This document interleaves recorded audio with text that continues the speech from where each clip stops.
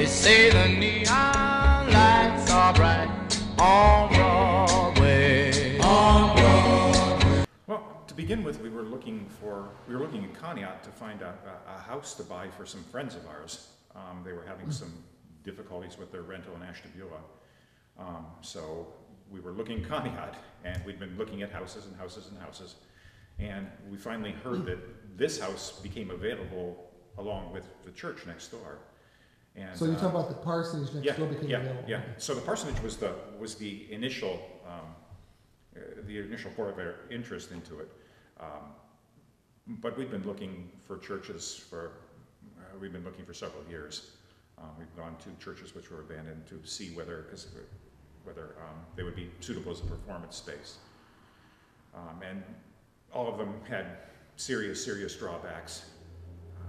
But we just walked in here and it just said theater to us. They say there's always magic in the air. It's a Free Methodist church, and according to the picture that we have there, it was the first Christian church, was its original name. So I don't know whether it was something even before that.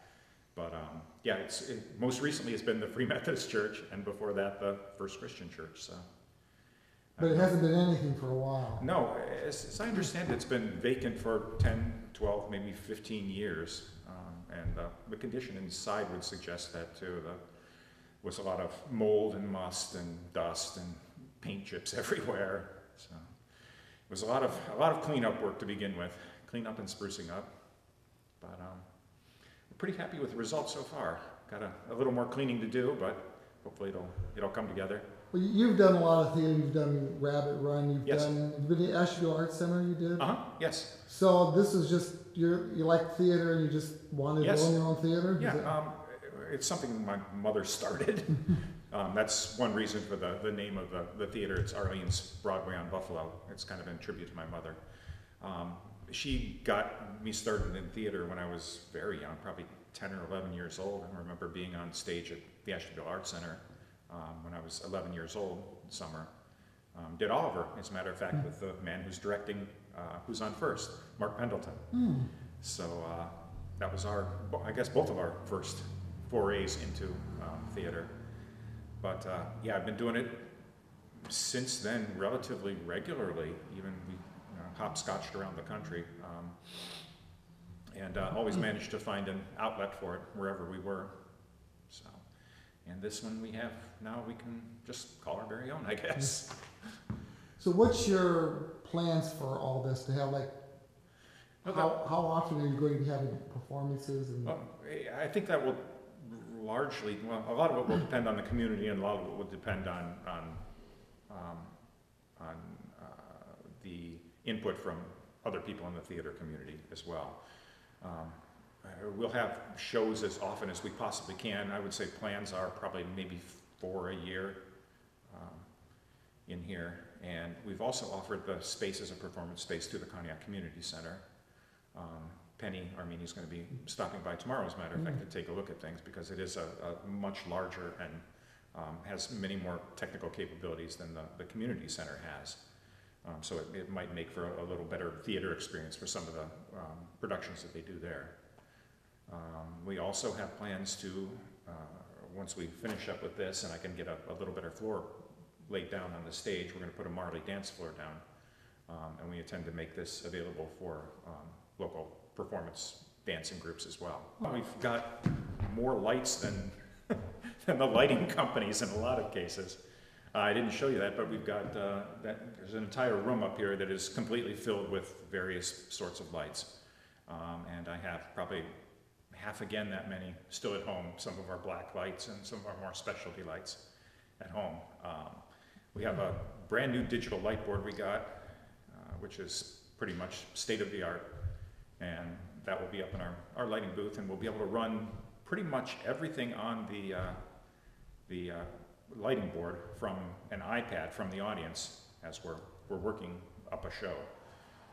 Also on the audio end of things, we have tons of wireless microphones which we've been using for our murder mysteries, which we run at wineries over toward Geneva. We'll have a completely digital mixer which will also be able to run from an iPad in the audience. We've got top-notch speakers everywhere, so I mean, we should have some of the best sound in the area. And we have some creative people working with us, so people who are ready, willing, and able to take that creative leap and use the various pieces that we have to put together something really special. We've got projectors, video projectors to project things onto backdrops for adding to shows, and yeah, it's going to be really exciting, I think. I think we're pretty close to our first anniversary now. It was like the first week of August that we finally got into the place. There was some legal wrangling to get the This is August 2013? Yes, to get the previous person who had a contract on the property out. I'm thinking we'll probably be able to seat approximately, I'm thinking about 150 on the floor. And really good seats, there's probably 50 or 60 up on the balcony as well, plus other seats around the edge which are available but aren't quite as good because you lose a little bit of the stage from those.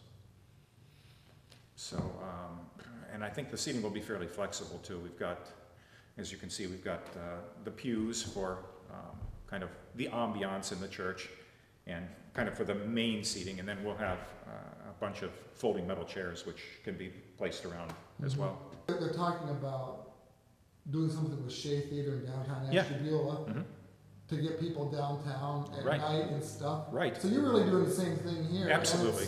And it's Absolutely. Well, you all see well that. on its way. Yes. I mean, you see it in small towns and in larger towns. They have those things that draw people downtown at night, and I think it kind of gives your town a heart, as it were, to have something like that will draw a lot of people from the community down to that area and give them something really special to claim about the town. A big meeting room sort of structure downstairs. It's probably about 1,400 square feet by itself that we probably intend to use for a dinner theater at some point. And then there's classrooms around the edge of that. There's a kitchen area which will be used for a full commercial kitchen at some point down the road. We're starting to work on that as well. So as you can see, we've got a lot of projects that are underway. But the first one will be the theater itself for the show that we'll have coming up. Steve Rhodes says he has a map of Conneaut which shows it in 1896. Wow. And the bell that we have up there is 1878. So we're figuring late 1880s, probably, early 1890s, in that neighborhood somewhere. Somewhere where they had a lot of manpower to build like 2-foot thick walls for an entire church. I can't even imagine what this would cost to build today. Yeah.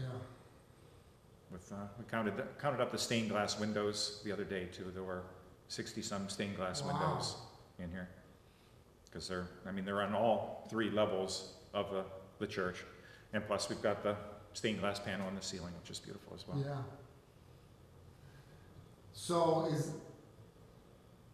financially wise though, is this something that is going to turn a profit at some point, or are you just... It's not truly of concern to us. It would be nice if it didn't, if it wasn't a huge drain on the checkbook. But it's not something we're looking to make money off. We like doing theater, and so this is kind of a big toy for us now. Kind of wanted to open it up to people in the community as well, because we were down at the community center. I did Charlie and the Chocolate Factory there when they did that.